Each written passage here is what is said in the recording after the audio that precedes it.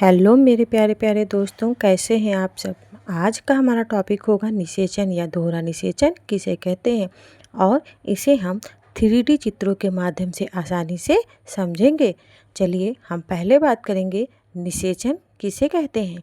नर तथा मादा जनन इकाइयों या युग्मकों के संयोजन या समयुग्मन की क्रिया को निषेचन कहते हैं।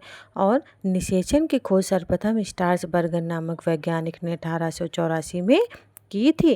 पराग कोश में स्वतंत्र हुए दो नर युग्मकों में एक नर युग्मक अंडाशय में उपस्थित अंड कोशिका अर्थात मादा युग्मक के साथ संयोजन करता है। युग्मक संलयन द्वारा युग्मनज का निर्माण होता है। इस क्रिया को निषेचन कहते हैं।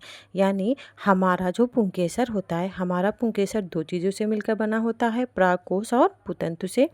पराग कोश में ही हमारे पराग कण का निर्माण होता है और हमारे परिपक्व पराग कण ही नर युग्मक का निर्माण करते हैं।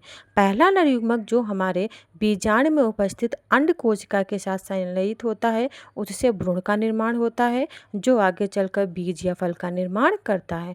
और दूसरा नर युग्मक हमारा ध्रुवी कोशिकाओं के साथ संलयित होता है जिससे भ्रूण को पोषण देने के लिए भ्रूणपोष का निर्माण होता है।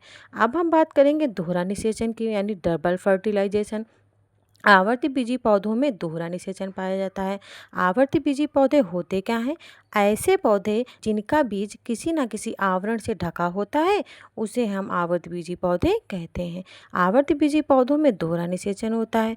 पहला नर युग्मक अंड कोशिका से संलयित होता है जिसे हम पहला निषेचन या सिनगैमी कहते हैं। दूसरा नर युग्मक हमारा अंडाशय में उपस्थित दो ध्रुवी केंद्रकों से संलयित होता है। इस तरह तुगुड़ित केंद्रकों का संलयन होता है, यानी दूसरा नर युग्मक और दो ध्रुवी केंद्रक, और ये तीनों अगुणित होते हैं और ये तीनों अगुणित केंद्रक मिलकर भ्रूणपोष का निर्माण करते हैं और भ्रूणपोष का कार्य होता है भ्रूण को पोषण देना। इस प्रकार आवर्तबीजी पौधों में दोहरा निषेचन पाया जाता है।